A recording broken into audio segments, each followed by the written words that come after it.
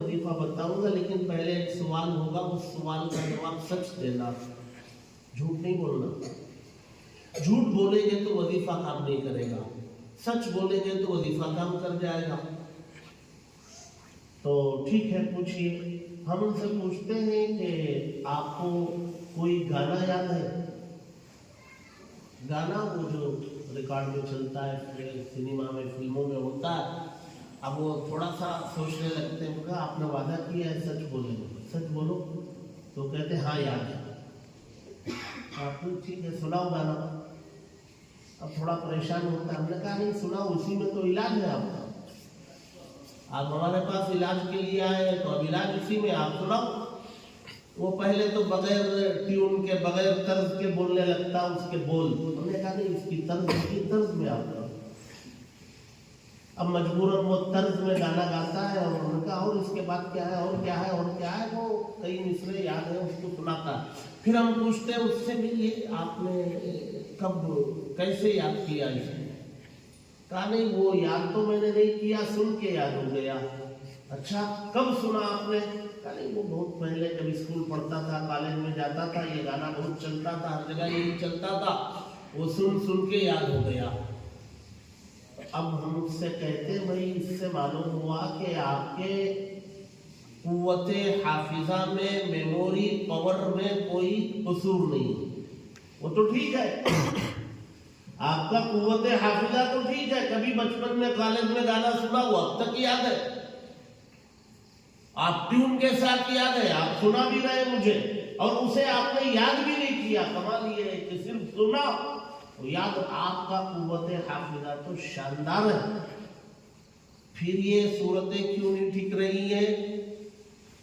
वो इसलिए नहीं टिक रही है कि ये कुरान की खुसूसियत है, वो पाक सीने में रहता है। और आप जमात से वापसी के बाद, पाक माहौल से निकल के आने के बाद फिर आपने गंदगियों का रुख कर लिया है, तो आप अपने आप को गंदा बनाने लगे, तो वो कुरान रुखसत होने लगा।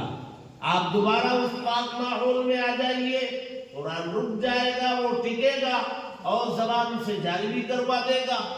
वजीफा कोई काम नहीं करेगा, आपको वो छोड़ना पड़ेगा जो आपने अपने सीने को, ज़हन दिमाग को गंदा करने के लिए आपने जो काम करना शुरू किया, चाहे वो मोबाइल में हो, चाहे उससे हट करके और चीजों में हो। तो ये कुरान जो है ये पाक कलाम, ये पाक सीनों में रहता है। आप लोग आए हैं मदरसे में, ज़हन दिमाग को पाक रखिए, दिल को पाक रखिए, सीने को पाक रखिए, और अल्लाह से मांगते रहिए, ये सीने में महफूज हो जाएगा। उसके बाकी रखने के लिए पूरी जिंदगी आपको अपने वजूद को पाको साफ रखना पड़ेगा। नहीं रखेंगे ये कलाम रुखसत हो जाएगा।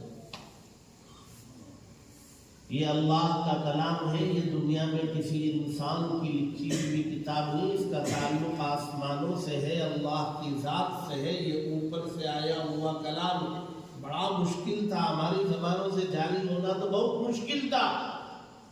अल्लाह ने कहा कि अगर हम इस पहाड़ों पर इसको उतारते तो वो फट जाता। लौ अंज़लना हाज़ल क़ुरआन अला जबल लरअयतहु खाशिअन मुतसद्दिअन मिन खश्यतिल्लाह। वो तो अल्लाह के डर और खौफ से जो है फट जाता, रेजा रेजा हो जाता। लेकिन अल्लाह तबारक व तआला ने नबी के सदक़े में इसको आसान कर दिया। वलक़द यस्सरनल क़ुरआन लिज़्ज़िक्र फ़हल मिन मुद्दकिर। हमने इस कुरान को आसान कर दिया नसीहत हासिल करने के लिए। है कोई नसीहत लेने वाला? तो अल्लाह ने आसान कर दिया नबी के सदक़े में कि हमारी ज़बानों पर भी जारी हो रहा है, हम पढ़ भी पा रहे हैं, सुन भी पा रहे हैं, और हमें याद भी हो रहा है। ये नबी के सदक़े में हो गया। लेकिन पाक व साफ रहना जरूरी है। अल्लाह का घर है, इसको भी पाक व साफ रखना है। ये अल्लाह की तरफ मंसूब हर चीज़ को अपने आप भी। तो इस्लाम में दूसरी या तीसरे नंबर की वही जो है सूरह अलम की इब्तिदाई आयतें नाज़िल हुई। اقرأ باسم ربک الذی، اور اس کے بعد غالباً سورہ مزمل اور اس کے بعد سورہ مدثر. اس سورہ مدثر میں اللہ نے کہا یا ایھا المدثر قم فانذر وربک فکبر وثیابک فطہر. ابھی اپنے کپڑوں کو بھی پاک و صاف رکھو.